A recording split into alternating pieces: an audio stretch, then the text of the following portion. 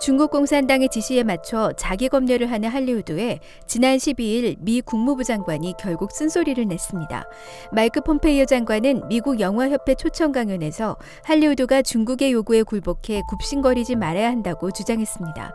폼페이오 장관은 할리우드가 미국의 자유와 창조력의 상징이라며 영화계의 공정한 환경을 조성하는 데 일조해야 한다고 강조했습니다. 할리우드가 중국의 실상을 담지 않으려 자체적으로 노력했고 결과적으로 중국이 원하는 정보만 확산시키게 했다는 겁니다. 중국 공산당은 금기시하는 소재를 자율적으로 다루지 않도록 할리우드에 요구해왔습니다. 이른바 자율 규제입니다.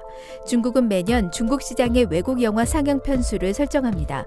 상영 쿼터를 얻으려면 자체 검열로 경쟁할 수밖에 없습니다. 이 같은 문제에 대해 마이크 펜스 부통령 역시 지난해 허드슨 연구소에서 지적한 바 있습니다.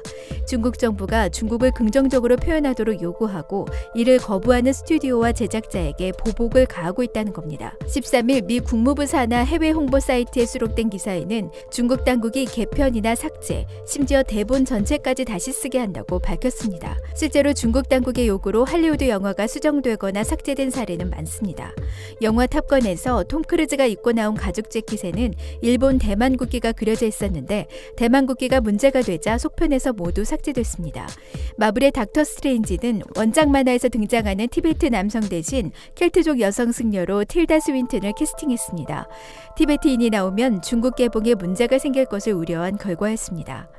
영화 레드던은 리메이크 기획 단계에서 중국군이 침공한 설정이 북한군으로 변경됐습니다. 2013년 개봉한 월드워 Z는 악성 컴퓨터 바이러스가 중국에서 만들어졌다는 부분을 잘라내야 했습니다. 외계인의 침공을 다룬 영화 픽셀도 만리장성이 파괴되는 대본과 달리 인도의 타지마할이 붕괴되는 장면으로 교체됐습니다. 영화 캐리비안의 해적 3편에서는 주윤발이 해적으로 나온 장면이 모두 삭제됐습니다.